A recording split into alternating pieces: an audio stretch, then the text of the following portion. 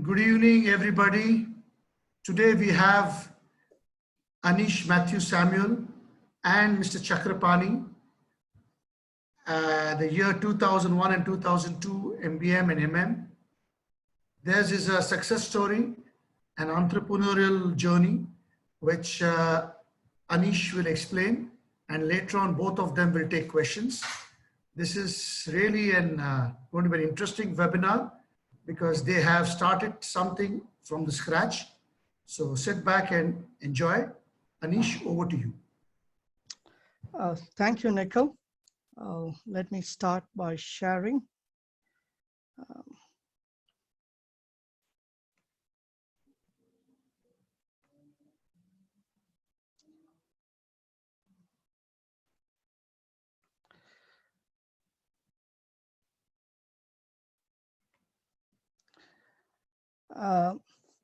Hi, everybody.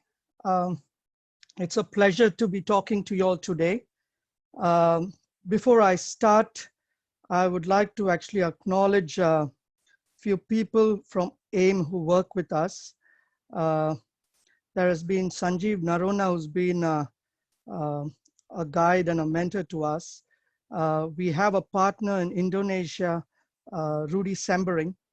We have a partner in Philippines, Digante Day, Diggy, he's called Diggy. And Rahul Singh works with us both in Thailand and in India. Now, before I go, I'm going to be talking about sustainability. I will not talk on the problems of it. I'm going to be talking more on possible solutions. So let me start by first introducing UAL Biotech. The story of UAL Biotech comes about by a chance meeting with Chakrapani and Anish in the year 2002. And I happened to ask him, is there any good business ideas? And he said eco-friendly chemicals is a good idea. And thus was born United Alacrity, which later we changed the name to UAL Biotech.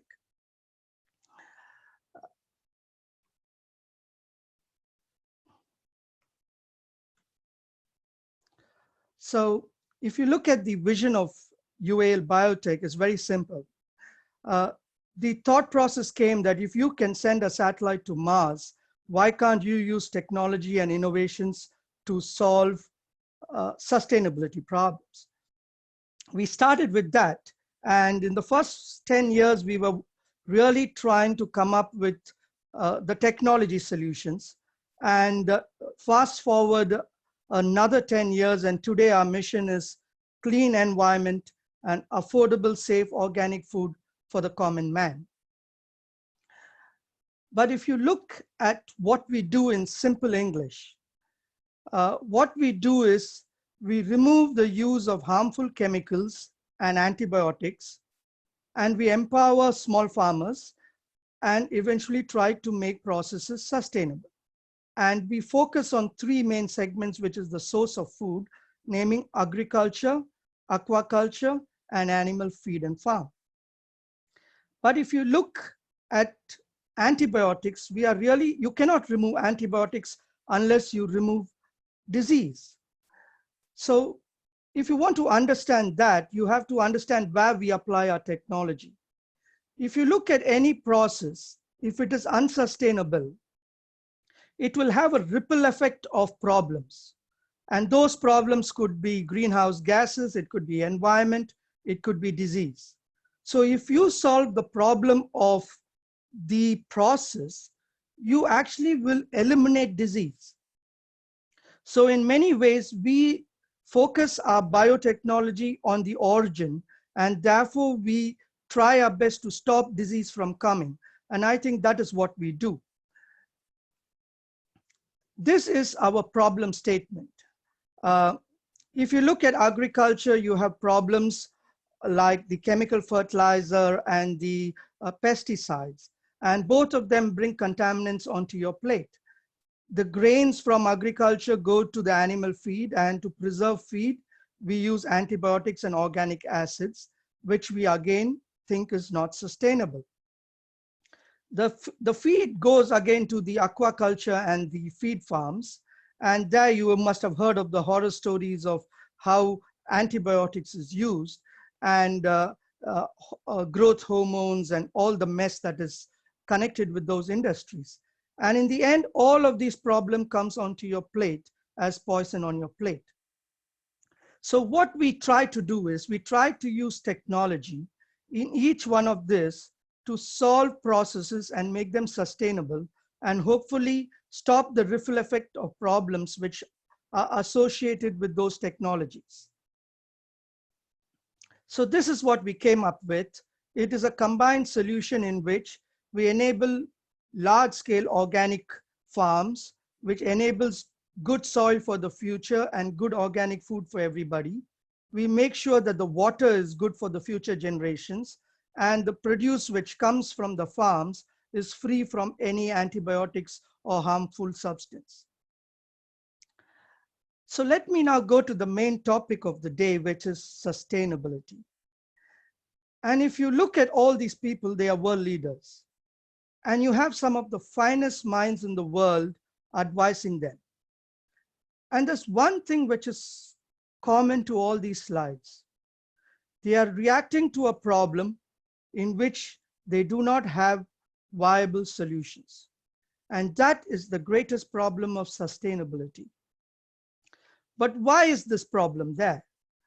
If you look at the current models, you can see it is very complex. And there are a lot of special interests and people talk about giving up on our energy needs and trying to go back on living a good life. And of course, there is the one hand, the developed countries and the developing countries, and it's a whole mess, right? But when we looked at it very simply. And what we found is that we have put the human being in the center of the whole model. That is similar to what we did 200 years ago when we put Earth as the center of the universe.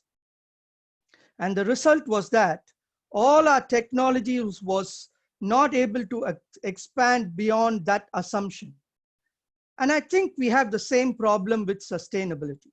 Let me try and explain that to you a little bit more in detail. If you look at planet Earth, one of the greatest things about planet Earth is water is in the form of liquid. And carbon dioxide is very low compared to the other planets in the universe. But if you look at the history of the planet, carbon dioxide was always not low. Something happened in the planet by which carbon dioxide came down. And before I go into that, I want to remind you about a physics lesson you learned when you were in school.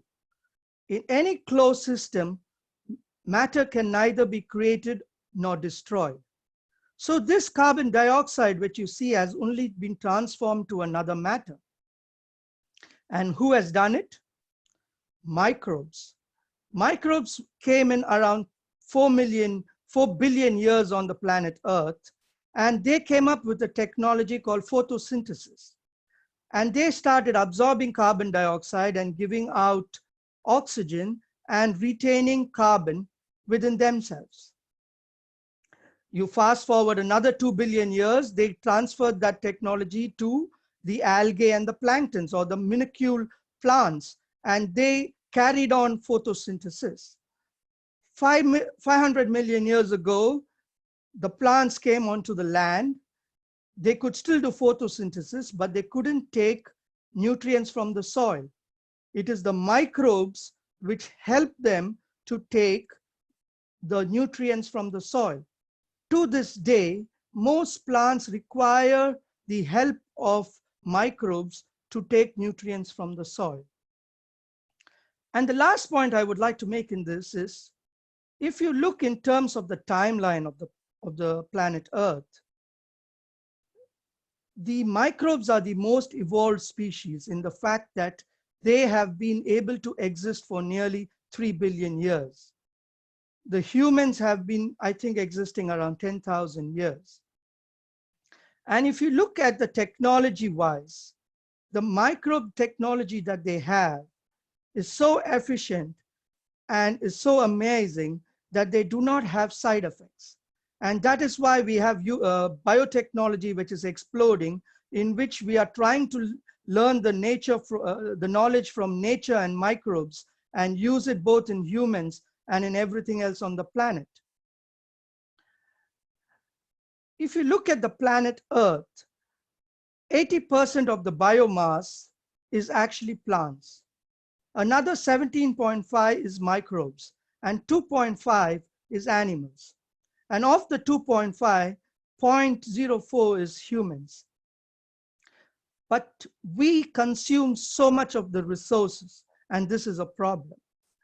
But if you look at both the plants as well as the microbes, you can see that they have formed beneficial relationships with practically everybody. In fact, for us humans to live, we need microbes in our digestive system or we can't absorb nutrients. They say that the humans have in their DNA 36,000 DNAs, but there are more than 8 million kinds of bacteria in the human body. And we believe now that their DNA actually helps us in our human immune system in stopping many diseases. And lastly, if you see, we humans are unable to adapt to environment. If you look in the last 5 extinctions, more than 80% of the animals actually went extinct because of climate change. If the climate either goes up or if it goes cold, we are unable to adapt and we go extinct. With this in mind, let us just understand the gases which cause climate change. There are 3 major gases: carbon dioxide, methane, and nitric oxide. And here's a very interesting information. 1 ton of methane is equivalent to 30 tons of carbon dioxide. And 300 tons of 1 ton of nitric oxide is equivalent to 300 tons of carbon dioxide. And there's another very interesting information in the slide. Carbon dioxide takes maybe around 10 years to break down, but methane takes 12 years, but nitric oxide takes over 100 years to break down. And if you look at where these problems come from, you have, of course, electricity from carbon sources, you have agriculture next, and then you have transportation and coal. But if you look at methane and nitric oxide, they are mostly generated from agriculture.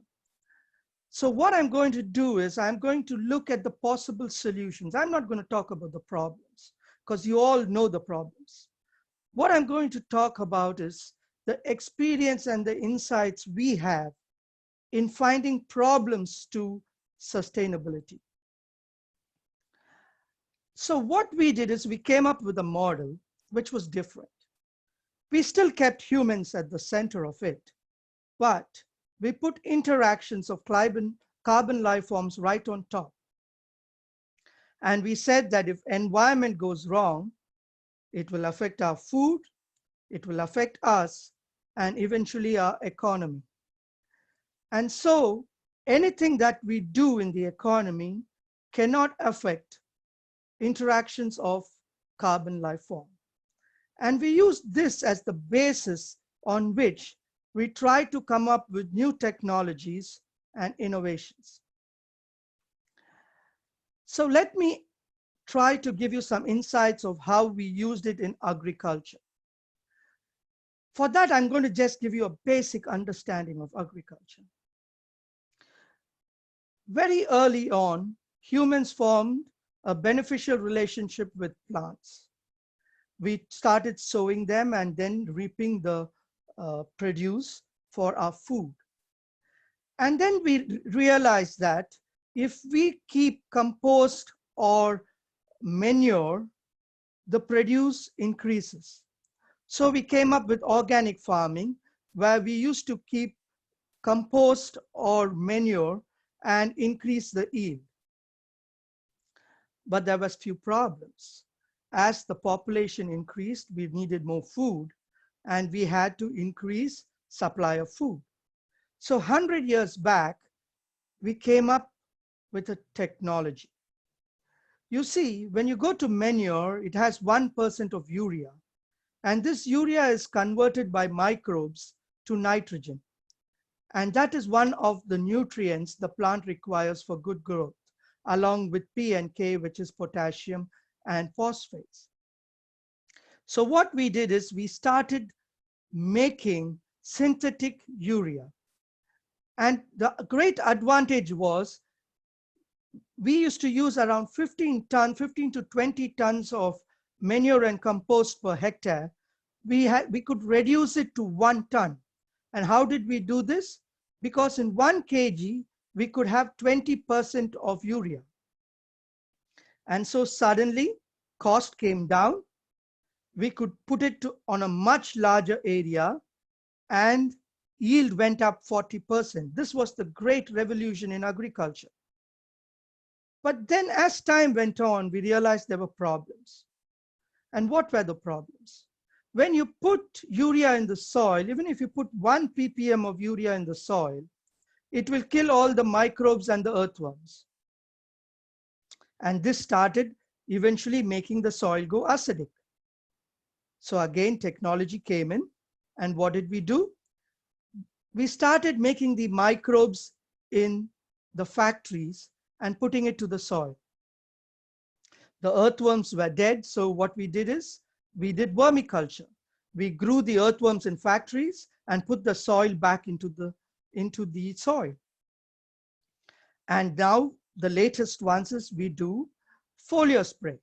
Because the soil has gone so bad, what we do is we spray it on the plant. And now hydroponics, remember the plants came from water. So now we grow it in water and give the nutrients through water. And this has a ripple effect on the economy, on environment, and also on health. So we came up with a technology. And what was this technology? We did something very simple. First of all, we removed anything in the old technology which was causing unsustainability in the system. So we removed the chemical fertilizers. We removed the urea, the DAP, the MOP, and the SSP. But then yield came down. So what we did is we tried to use biomolecules and natural extracts and try to remove inhibitors in the soil and accelerate processes in nature. Now, this is very similar to what you do in, say, in medicine. We take biotechnology and try to control processes or activate our immune system in the body. And that is what vaccine does. But we tried doing that in nature on the grand scale. And after many years of research, we were successful. And what was the result? First of all, from 15 tons of organic fertilizer and 1 ton of chemical fertilizer, we brought the input down to 5 to 10 kgs per hectare. We completely removed the chemical fertilizers which were causing the problem. And we found that yield went up by 40% or more, and we were organic. So we suddenly found a solution to the problem.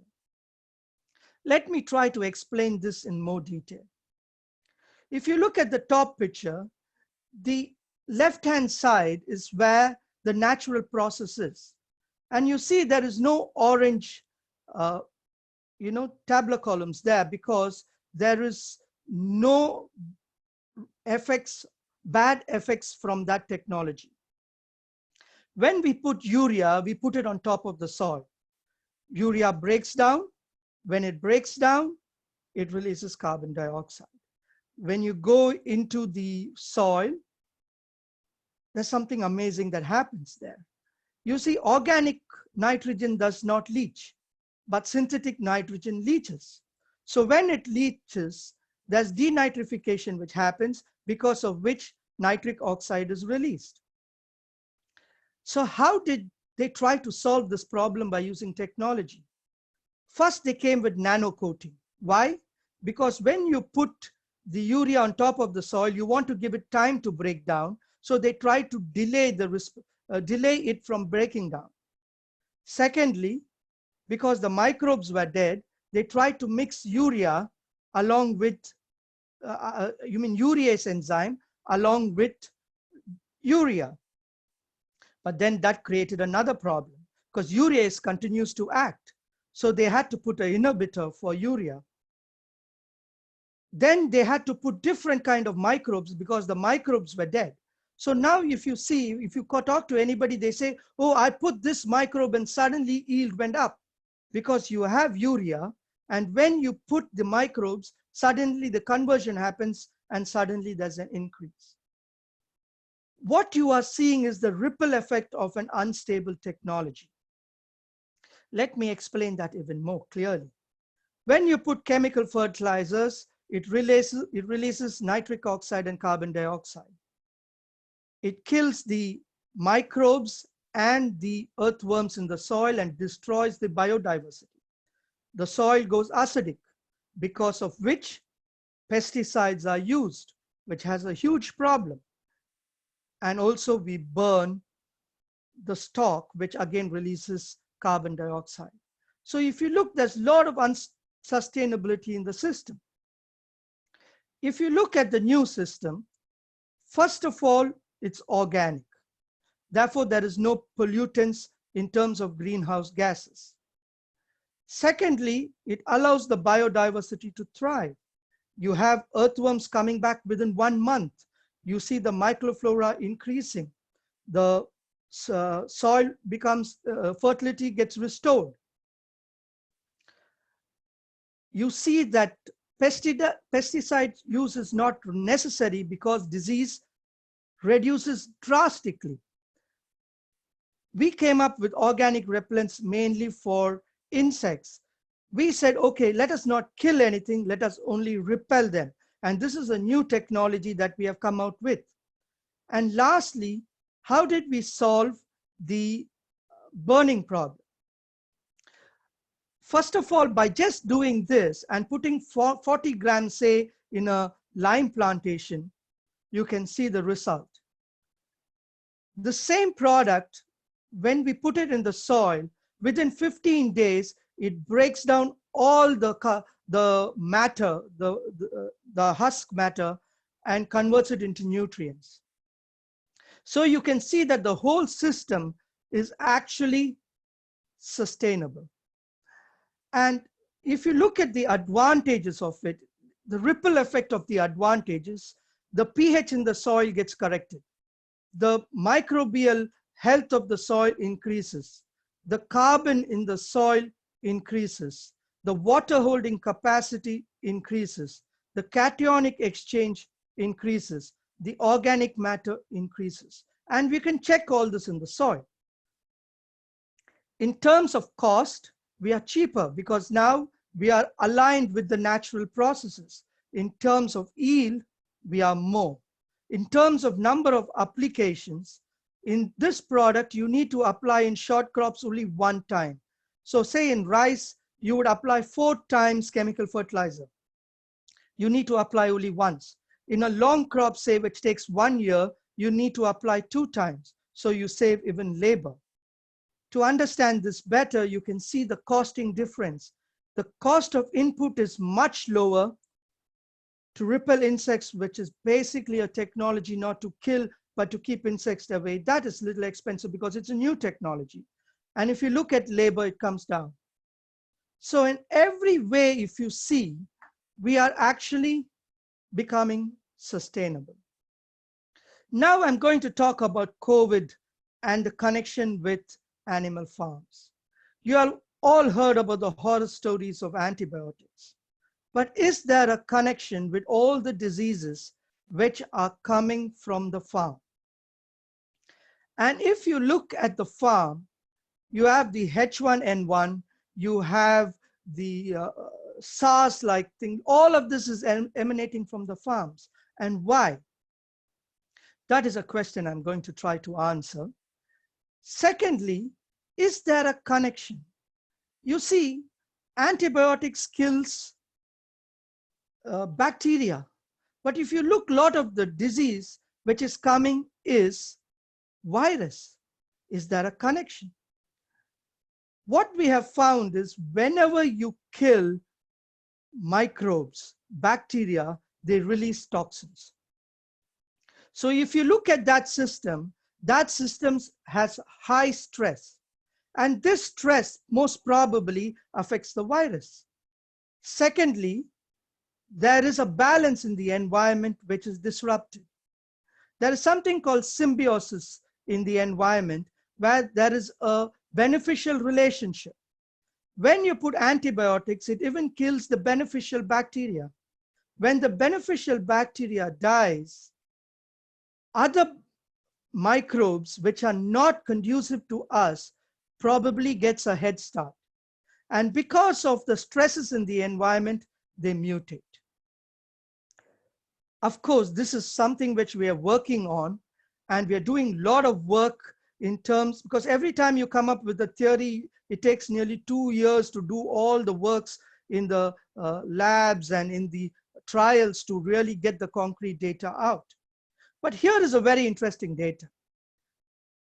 80% of the antibiotics is used in animal farms, of which 70% is non-therapeutic, which means you put it as a program, not because disease is there, because you know disease will come, and therefore you give it as a program. If you look just in the United States, you use more than 100,000 tons of antibiotics, out of which 150 tons goes for aquaculture, and only 5% of the aquaculture is done, farm aquaculture is done in the United States. And in this, you put it in water and release the water to the groundwater or to the river streams. In aquaculture, how do we solve it? Well, in the farms, we just do two things. First of all, we remove anything which causes the problem. Secondly, we keep the environment clean, and then we keep the microbes in the gut healthy. So if you look here in this picture, you would see that the water which is there, we keep it clean by only using organic components. We have an aimer who actually has done a trial in Philippines, and he did one pond which was 35 acres. And with our solution, he found that it worked. So suddenly we have the capacity to keep water clean, and we have the capacity to keep the gut healthy, because of which disease does not come. And we do exactly the same thing in the farms. We keep the environment clean and we keep the gut healthy. We keep antibiotics and organic acids away from the food, and we keep the animal healthy by just giving it vitamins. Let me try to explain this more. I'm going to use a chicken farm because I think you can relate to that better. In a chicken farm, you would have 40,000 chickens in a shed, and they would poop every day. And in a broiler chicken, which is 45-day cycle, they clean it once in 45 days. In a layer chicken, which is for eggs, which is more than a year, they would clean it maybe once in 6 months or once a year. What happens when you have poop? 100 years back, if you look at our great plagues, they used to come because it came from the sewage. Now it is coming from the waste of farms. And what we are doing is we are putting antibiotics there. What we came up with a system by which we did three things. We accelerated the breaking down of the nutrients in the waste. By doing this, we reduced the amount of greenhouse gases that are emitted. But we also controlled the microbial growth by reducing the amount of nutrients in the waste. Second, we controlled the bacteria and gave the good bacteria a better chance to survive. Third, we kept the vectors away, which are the flies, And because there was no nutrients, the maggots didn't grow there. So if you see, just by controlling the environment by natural processes, by accelerating it, we were able to control disease and the effects of greenhouse gases. For the gut, what we do is we remove the organic acid and we put a natural extract and a biocomponent, which is very high in antioxidant, but can control the growth of bacteria and other microbials. But there is something which is very special with this product. It does not affect the growth of lactobacillus. So that way we are able to control the growth of few microbes, but allow certain good microbes to grow. And by using these technologies, we have tried to make an unsustainable system sustainable. So let me go now back to where we began. What we want to talk about in this is the possibility of coming out with technologies which are sustainable. And if you come out with a technology that is sustainable, you will see that the benefits are ripple effect. Today, when you look at the market, many of them don't take into account the ripple effect benefits. But I think with COVID, that will change, because we know that the cost of the ripple effect is huge.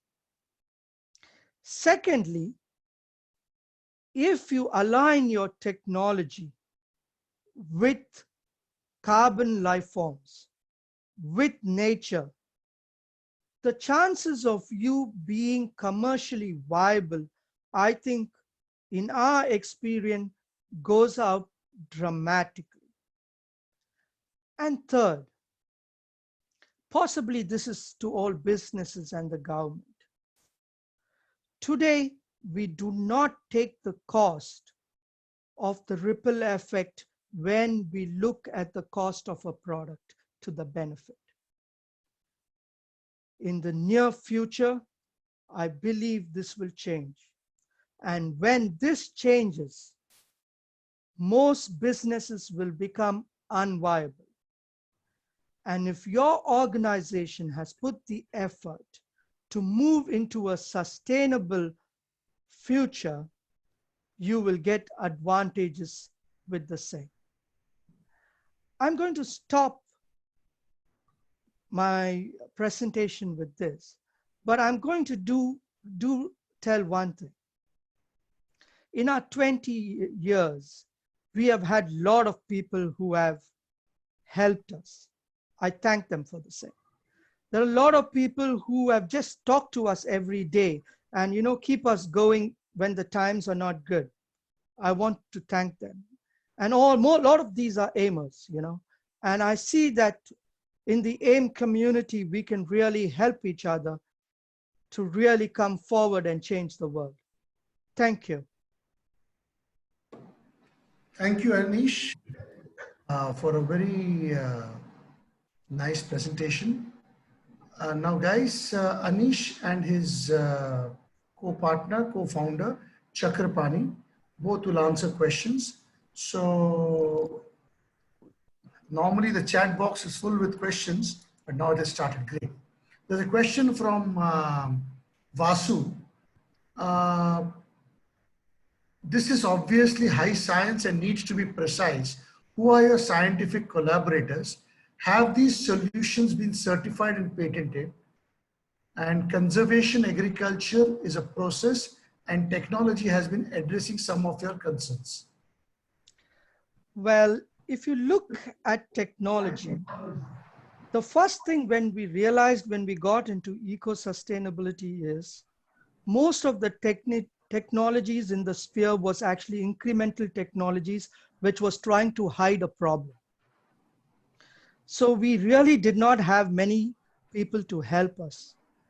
But what did happen is we had certain collaborations. For example, in biotechnology, we happen to have a collaboration with certain companies like Biocon. Sanjeev had put us on to a company like Syngenta, where we did our trials with Syngenta. But if you look at most of the technology, it has come from scratch. And I have to tell you, I have a brilliant partner at that. Chakrapani is amazing when it comes to try to put a product down once we get an idea. I haven't seen somebody in all my life who's as good as Chakrapani in certain ways. He's brilliant at it. So I would say we are lucky. But I will tell you this, it has taken us nearly 12 years to come out with the technology. And we are lucky in the sense that in those 12 years, we could have many times gone wrong.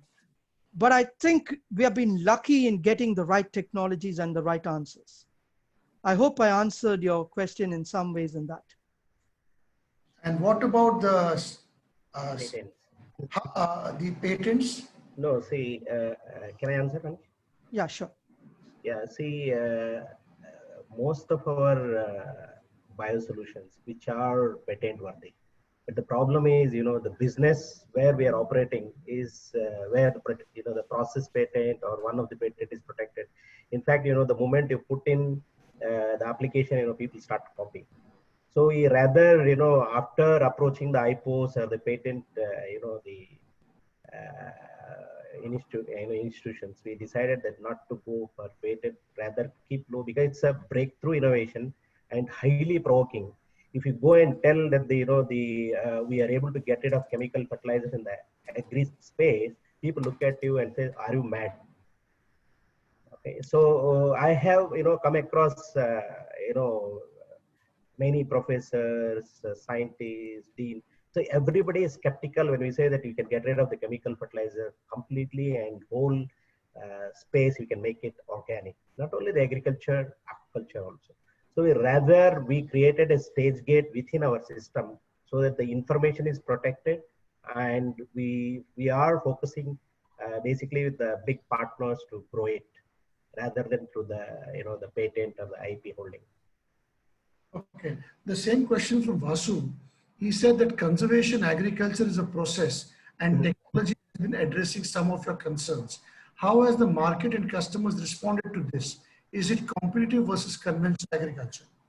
Well, it is. Yeah. Could I answer that? See, we are competitive, okay? But every time you try to change a disruptive technology, you are going to get resistance. And therefore, what we did is, in each of our segments, what we did is we chose some of the biggest players. And what we have done is we have gone and worked with them over the years and converted them to be our customers. And what has happened in the recent is once we have converted the lead customers, we suddenly see that everybody else follows. So this is the strategy what we have used. We are competitive in practically all crops and in all regions. Just to add this, India is a fragmented, the agriculture. Average land holding is like 2 acres, 3 acres kind of a thing. So if you try in one place, the guy will say, "Oh, it's working here, it's not working here." So we decided to go with the big plantations where your effort is same, but the upside is high. And going and getting convinced the companies like Tata's or the big companies in Indonesia or in Philippines.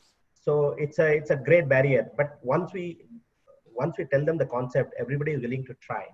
But it is to their amazement, the 30 years they've seen only chemicals.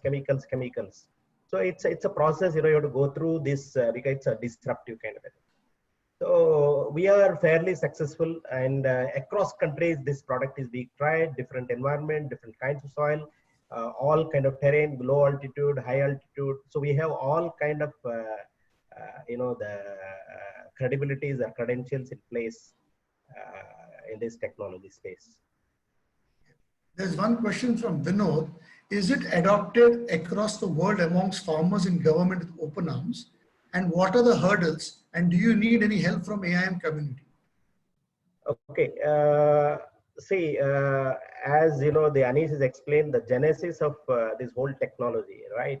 So when we go to the government agencies, like let's say in India, so all the time you keep hearing, the politicians or the agri institute always behind urea, urea, urea kind of a thing.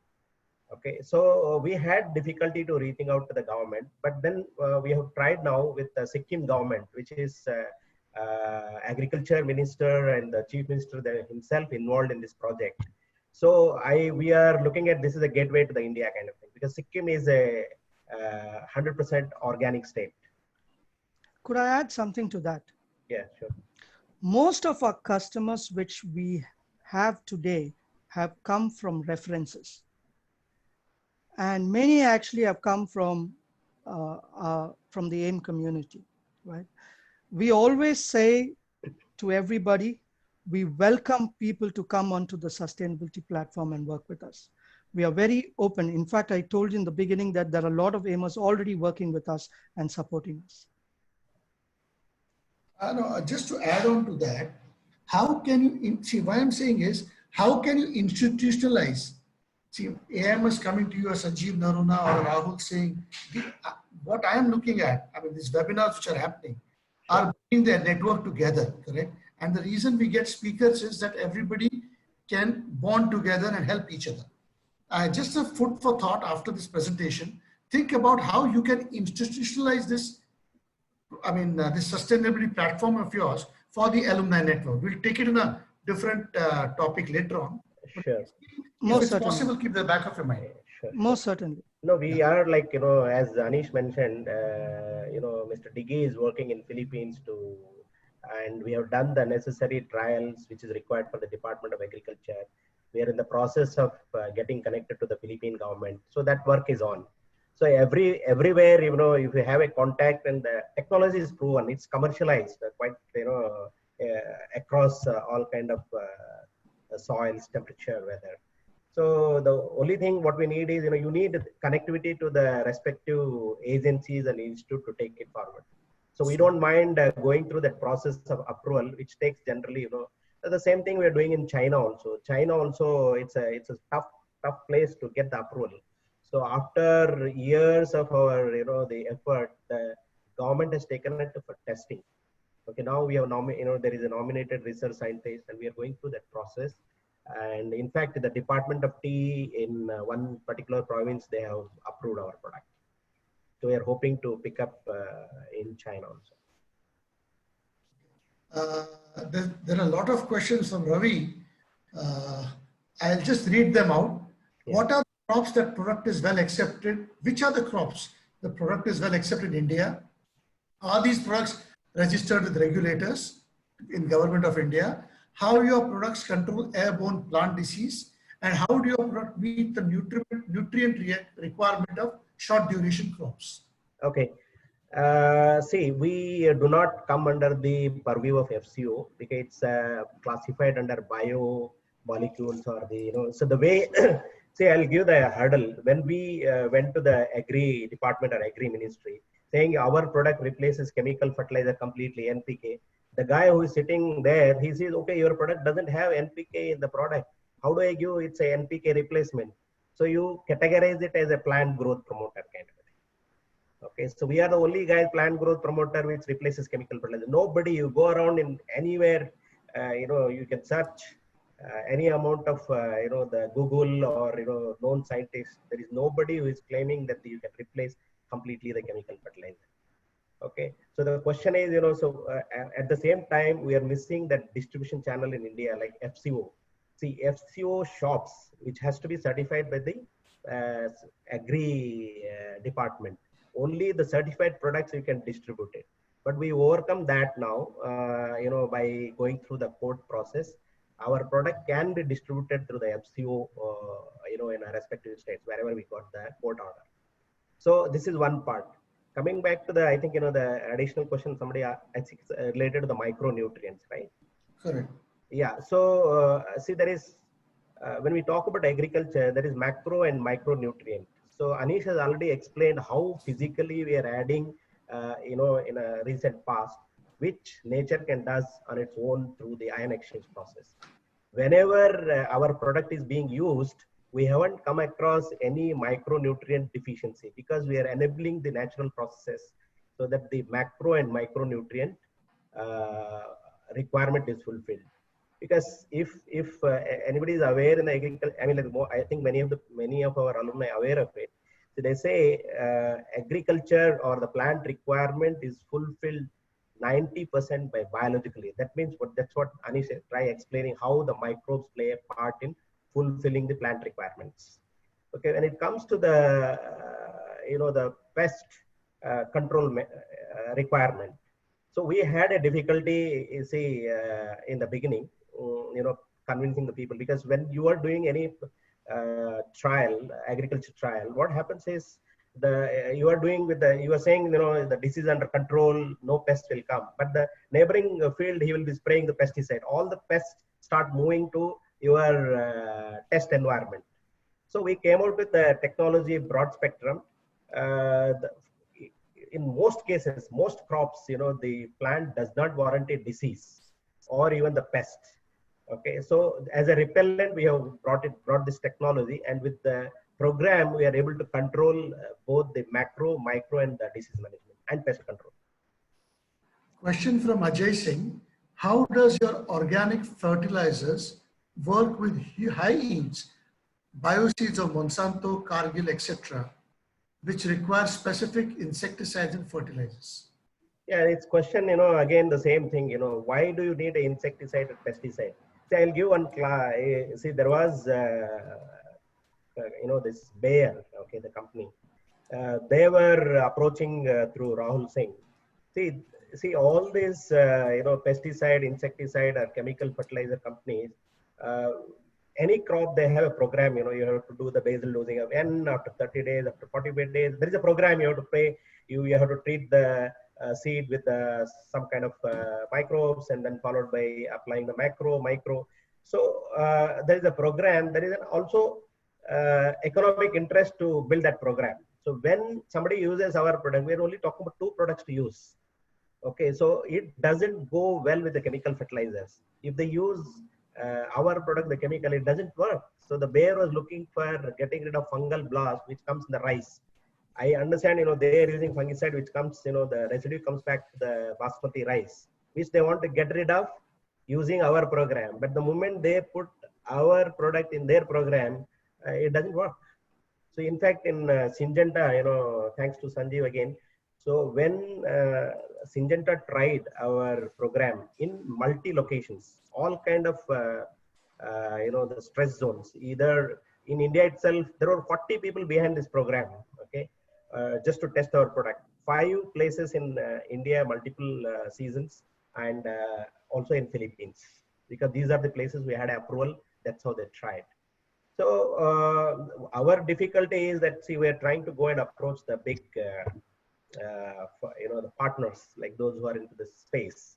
The problem is, we are talking about 4 or 5 products as a program. They have 30, 40 products, chemical, for everything they have one product. So we, it doesn't go with those guys. So that's why our approach is with the big plantations where, they are the beneficiaries, direct beneficiaries. Okay. Hello, can you hear me? Yeah, I can hear you. Yeah. There's a question from Prerit Sood. Is US having solution for bioplastics and enzymatic detergents? We don't have bioplastics. Enzymatic detergents is not our core focus. Okay. Anybody wants to ask any further questions? I just wanted to know, Anish, I think you are an electrical engineer, right? I'm an electronics engineer. And Chakrapani, what about you? I have a chemical background. Okay. So you're electrocuting the fertilizer industry. No, but I'll tell you this. You spend enough time on anything, any subject. Believe me, you'll learn. It's a matter of spending time. Rishi is there. Rishi wants to ask a question. Yeah, Rishi. Uh, Hi. Sorry, can you tell me which companies you are working with in Philippines, and are you working in the Mindanao region? We are working with Rojas Holdings. We are working with Dole. We are working with cooperative in Negros. We are working in Isabela with a cooperative for corn. And in Mindanao, I think currently we are going to start working with the tobacco plantations. I think Diggy is putting us on to that. But then COVID came and that whole thing got, stalled. Okay. I'll try and connect with you later. I am based in Davao, and this Okay. region basically has a lot of bananas and pineapples and all. Dole obviously is in pineapples, but there's a lot of banana plantations also. It works very well in banana plantations. Awesome. I'll get in Absolutely. touch with you. Sure, Rishi. Thank you. Yes. Anybody else? There's a question. Okay. Are you working in North India? Yes, we are.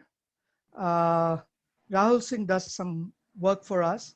But see, our main strategy today is we have got around 10 customers and we just focus on those 10 big customers because we think that eventually we can generate at least 200 million, 300 million revenue just from these 10 customers.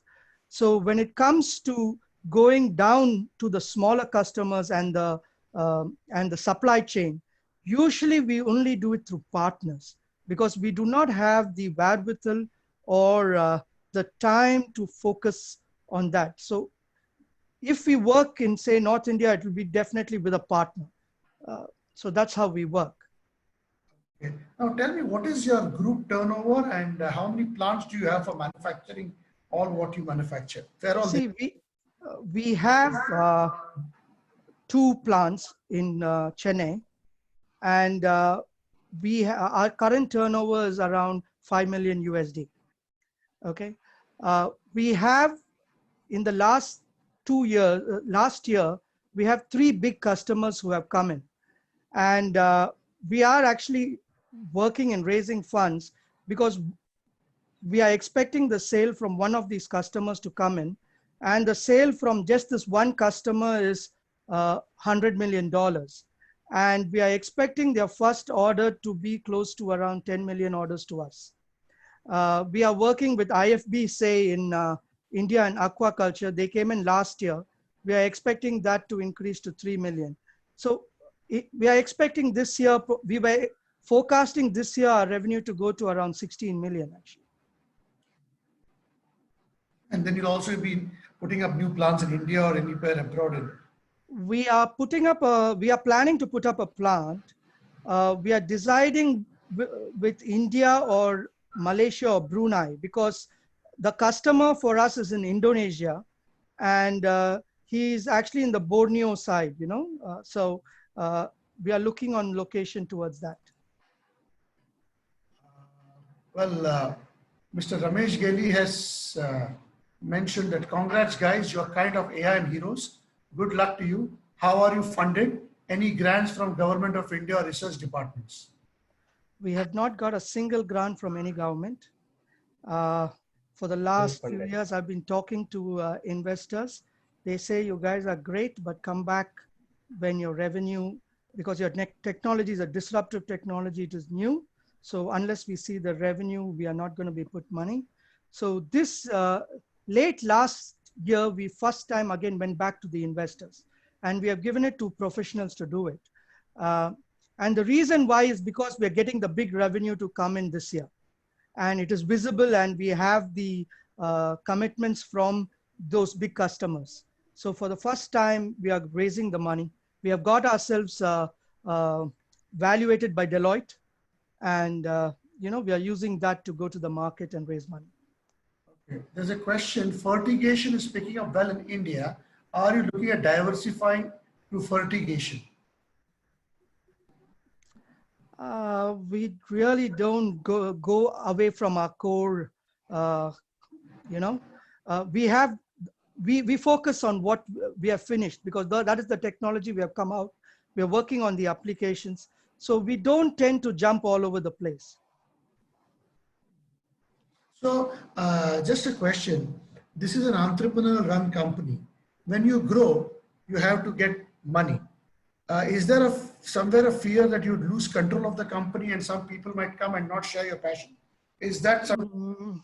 No, we are not worried of that. In fact, if you look at our structure, we are structured in such a way that we always knew that the big investors has to come into this kind of technology. So we have always structured ourselves in a way in terms of governance so that these big players can come in. But in terms of being afraid, I think we are looking to get good partners. Every time I go meet an investor, I say the first thing, if you're interested to buy the technology to kill it, don't waste our time. If you're looking to grow the technology and grow sustainability as partners, you're welcome. That is our general thinking. And I think Sanjeev plays a big role in that. There is another banker from UBS who plays a big role in that part of, of the business. So thank you, Anish, and thank you, Chakra, for an industry which was totally alien to most of us. And you explained it as a professor. For a change, I thought I'm sitting in Ben Press cage room and listening very nicely to all this presentation. Thank you very much and all the best. Definitely the AIM network will be there to have a win-win relation with your guys. Thanks a lot. Thank you, everybody. It's been a pleasure. Thank you. Just be on, Anish.